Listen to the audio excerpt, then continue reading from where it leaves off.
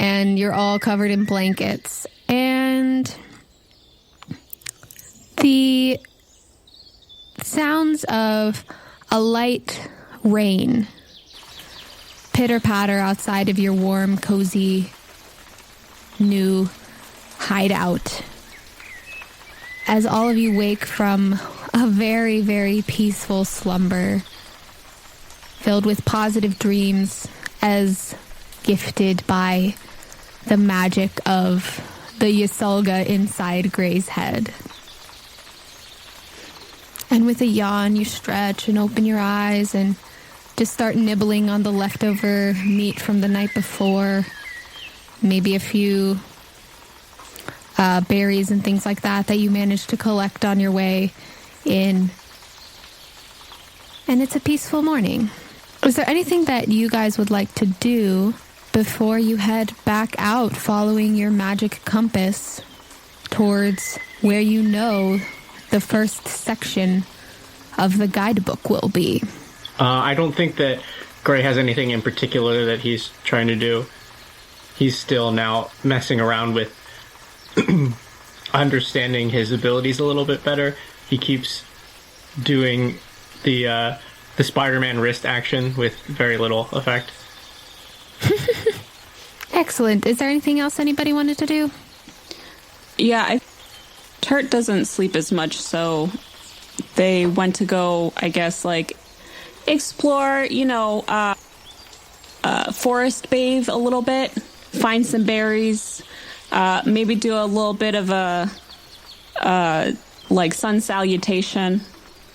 Yeah, so I think as you were kind of going around the forest, you can hear some thunder in the distance, and you can feel the light rain patting on your back. And when everybody else sort of emerges at the edge, staying within the shelter of the tree, they see you doing these sort of ethereal flips and dives of this morning ritual in the rain. Come on out, y'all. The water's great. Zuri's just passed out, face to the ground, in her uncomfortable armory thing. She's just chest down on the sand, but she looks very happy and comforted because her face is smooshed against the sand, but on the side. And she's very slightly spooning Talon.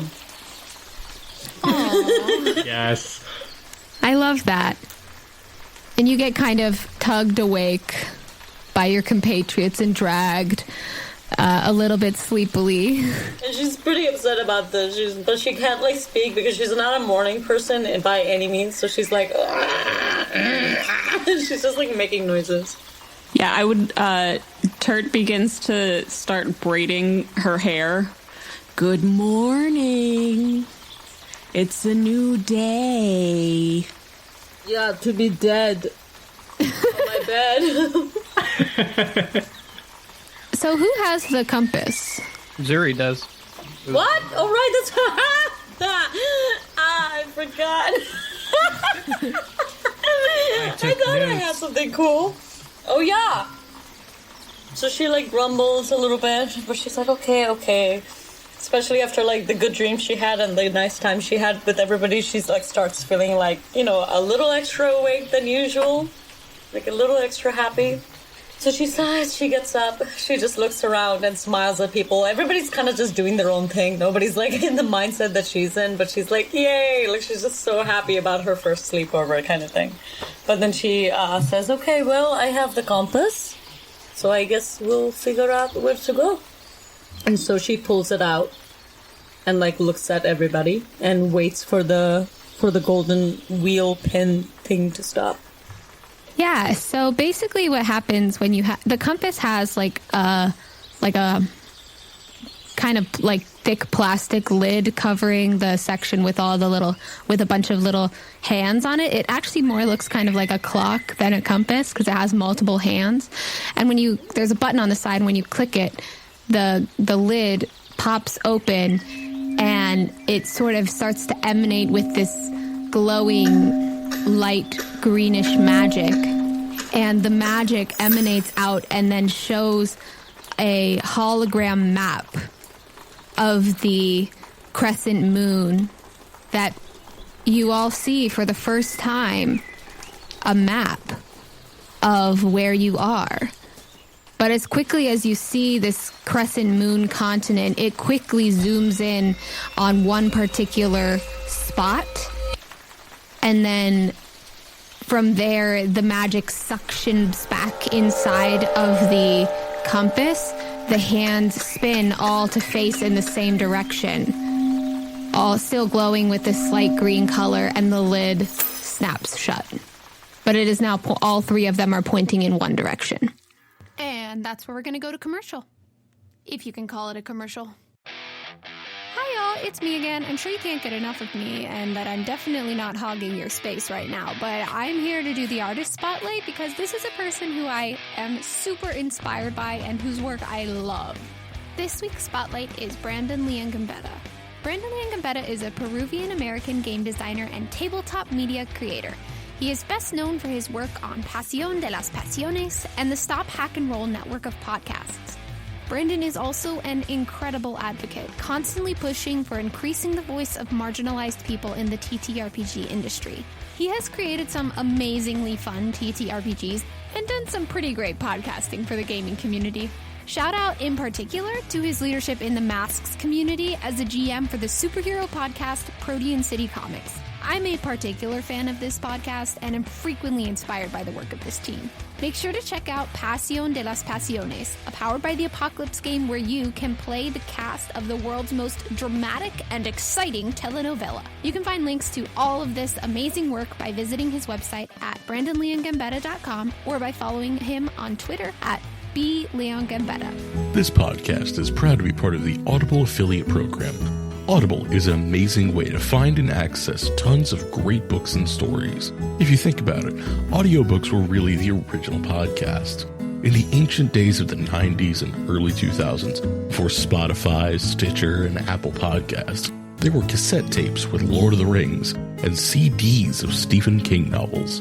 In modern times, we have to get a bit more creative with our audiobooks, and that's why there's Audible. There are also many wonderful ways to support queer writers and writers of color by downloading their books. Here are a few fantasy sci-fi suggestions we'd like to offer.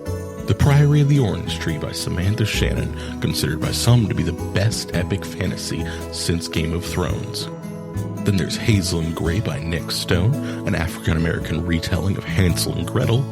New York Times bestseller Of Blood and Bone by Nora Roberts. And finally, Gideon the Ninth by Tamsin Muir, a story about a lesbian space necromancer. And wouldn't you know, Hazel and Grey and The Priory of the Orange Tree are both Audible exclusives. Now you can get a free 1-month Audible trial by visiting www.audibletrial.com/a-game-called-Quest. That trial includes 1 token for a free audiobook. So if any of those sound interesting to you, now's your chance. Get the joy of listening to great fantasy stories without the frustration of having to wait for the next episode of the podcast. Try Audible. And now, back to the show.